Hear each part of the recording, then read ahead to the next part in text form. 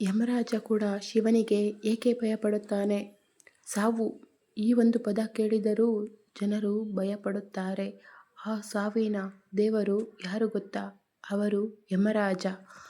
ಆದರೆ ಆ ಯಮರಾಜನಿಗೆ ಭಯಪಡುವ ಒಬ್ಬ ದೇವರು ಇದ್ದಾನೆ. ಅವರು ಮಹಾದೇವ ಶಿವ. ನಮಸ್ಕಾರ ಸ್ನೇಹಿತರೆ, ಇಂದು ನಾವು ತಿಳಿಯಲಿರುವುದು ಒಂದು ಭಯಾನಕ ಮತ್ತು ಅದ್ಭುತ ರಹಸ್ಯ. ಯಮರಾಜ ಕೂಡ ಶಿವನಿಗೆ ಏಕೆ ಭಯಪಡುತ್ತಾನೆ ಎಂದು.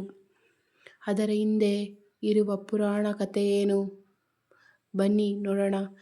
ಈ ಕಥೆ ಕೇಳಿದರೆ ಶಿವನ ಮಹಿಮೆ ನಿಮಗೆ ಅರ್ಥವಾಗುತ್ತದೆ. ಪುರಾಣಗಳ ಪ್ರಕಾರ ಯಮರಾಜನು ಪ್ರತಿಯೊಬ್ಬರ ಜೀವನವನ್ನು ತೆಗೆದುಕೊಳ್ಳುವ ಅಧಿಕಾರ ಹೊಂದಿದನು. ಅವನ ಆದೇಶಕ್ಕೆ ದೇವತೆಗಳು ಗೌರವ ಕೊಡುತ್ತಿದ್ದರು. ಯಾರ ಸಮಯ ಮುಗಿದರೂ ಯಮದೂತರು ಬಂದು ಆತ್ಮವನ್ನು ತೆಗೆದುಕೊಂಡು ಹೋಗುತ್ತಿದ್ದರು. ಆದರೆ ಒಂದು ದಿನ ಯಮರಾಜನಿಗೆ ತನ್ನ ಶಕ್ತಿಯ ಮೇಲೆಯೇ ಅಹಂಕಾರ ಶುರುವಾಯಿತು. ನನ್ನನ್ನು ಯಾರು ತಡೆಯಲು ಸಾಧ್ಯ ಎಂದು ಅವನು ಯೋಚಿಸಿದ. ಅದೇ ಸಮಯದಲ್ಲಿ ಭೂಮಿಯ ಮೇಲೆ ಒಬ್ಬ ಬಾಲಕ ಬದುಕುತ್ತಿದ್ದ. ಅವನ ಹೆಸರು ಮಾರ್ಕಂಡೇಯ. ಅವನು ಶಿವನ ಪರಮ ಭಕ್ತ. ಬೆಳಗ್ಗೆ ಸಂಜೆ ಅವನು ಶಿವಲಿಂಗದ ಮುಂದೆ ಕುಳಿತು ಓಂ ನಮಃ ಶಿವಾಯ ಎಂದು ಜಪ ಮಾಡುತ್ತಿದ್ದ.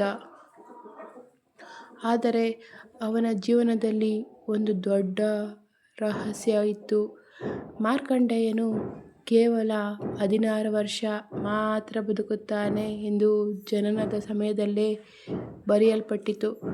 ದಿನಗಳು ಕಳೆಯುತ್ತಾ ಹೋಯಿತು. ಕೊನೆಗೆ ಅವನ 16ನೇ ವರ್ಷದ ಕೊನೆಯ ದಿನ ಬಂತು. ಆ ದಿನ ಯಮರಾಜನು ಸ್ವತಃ ಭೂಮಿಗೆ ಬಂದ. ಆಕಾಶ ಕಪ್ಪಾಗಿತ್ತು. ಭಯಾನಕ ಗಾಳಿ ಬೀಸುತ್ತಿತ್ತು. ಯಮದೂತರ ಕಿರುಚಾಟ ಕೇಳಿಸುತ್ತಿತ್ತು. ಆ ಸಮಯದಲ್ಲೂ ಮಾರ್ಕಂಡೇಯ ಶಿವನ ಧ್ಯಾನದಲ್ಲೇ ಇದ್ದ. ಯಮರಾಜನು ಗಂಭೀರ ಧ್ವನಿಯಲ್ಲಿ ಹೇಳಿದ, ಮಾರ್ಕಂಡೇಯ, ನಿನ್ನ ಸಮಯ ಮುಗಿದಿದೆ. ನನ್ನ ಜೊತೆ ಬರಬೇಕು ನೀನು. ಆದರೆ ಬಾಲಕನ ಕಣ್ಣುಗಳಲ್ಲಿ ಭಯವೇ ಇರಲಿಲ್ಲ.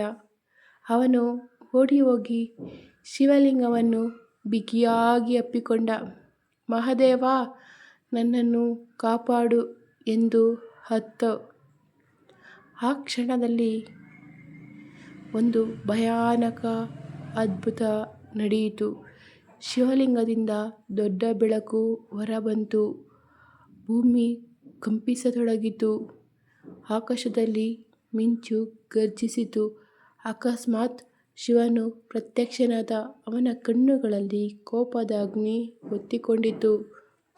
ಶಿವನು ಗರ್ಜಿಸಿದ, ಯಮರಾಜ, ನನ್ನ ಭಕ್ತನನ್ನು ಮುಟ್ಟಲು ಹೇಗೆ ಧೈರ್ಯವಾಯಿತು? ಆ ಧ್ವನಿ ಕೇಳಿ ದೇವತೆಗಳೇ ನಡುಗಿದರು. ಆದರೆ ಯಮರಾಜನು ತನ್ನ ಪಾಶವನ್ನು ಎಸೆದ. ಆ ಪಾಶ ಮಾರ್ಕಂಡೇಯನ ಜೊತೆಗೆ ಶಿವಲಿಂಗಕ್ಕೂ ತಗುಲಿತು. ಅದನ್ನು ನೋಡಿ ಶಿವನ ಕೋಪ ಇನ್ನಷ್ಟು ಹೆಚ್ಚಾಯಿತು. ಅವನು ತನ್ನ ತ್ರಿಶೂಲವನ್ನು ಎತ್ತಿದ. ಒಂದು ಕ್ಷಣದಲ್ಲಿ ಶಿವನು ಯಮರಾಜನ ಮೇಲೆ ದಾಳಿ ಮಾಡಿದ. ಯಮರಾಜನು ನೆಲಕ್ಕೆ ಬಿದ್ದ. ಸಾವುಗಳ ದೇವನೇ ಮೊದಲ ಬಾರಿಗೆ ಭಯ ಅನುಭವಿಸಿದ. ಆಗ ಯಮರಾಜನು ಕೈಜೋಡಿಸಿ ಹೇಳಿದ, ಪ್ರಭೂ, ಕ್ಷಮಿಸಿ. ನನ್ನ ಕರ್ತವ್ಯ ಮಾಡುತ್ತಿದ್ದೆ. ಆಗ ಶಿವನು ಹೇಳಿದ, ನನ್ನ ನಿಜವಾದ ಭಕ್ತರನ್ನು ಯಾರೂ ಮುಟ್ಟಲು ಸಾಧ್ಯವಿಲ್ಲ. ಭಕ್ತಿಯ ಶಕ್ತಿ ಸಾವಿಗಿಂತಲೂ ದೊಡ್ಡದು. ಆ ದಿನದಿಂದ ಯಮರಾಜನು ಶಿವನಿಗೆ ಭಯ ಮತ್ತು ಗೌರವವನ್ನು ಎರಡನ್ನೂ ಹೊಂದಿದ ಮಾರ್ಕಂಡೇಯನಿಗೆ ಶಿವನು ಆಶೀರ್ವಾದ ನೀಡಿದ. ನೀನು ಚಿರಂಜೀವಿಯಾಗು ಎಂದನು. ಅದರ ನಂತರ ಮಾರ್ಕಂಡೇಯನು ಅಮರನಾದ ಎಂದು ಪುರಾಣಗಳು ಹೇಳುತ್ತವೆ. ಈ ಕಥೆ ನಮಗೆ ಒಂದು ದೊಡ್ಡ ಪಾಠ ಹೇಳುತ್ತದೆ. ಹಣ, ಶಕ್ತಿ, ಅಧಿಕಾರ ಇವೆಲ್ಲಕ್ಕಿಂತಲೂ ದೊಡ್ಡದು ಭಕ್ತಿ. ಶಿವನನ್ನು ನಿಜ ಮನಸ್ಸಿನಿಂದ ಆರಾಧಿಸಿದವರನ್ನು ಶಿವ ಎಂದಿಗೂ ಕೈಬಿಡುವುದಿಲ್ಲ ಎಂದು.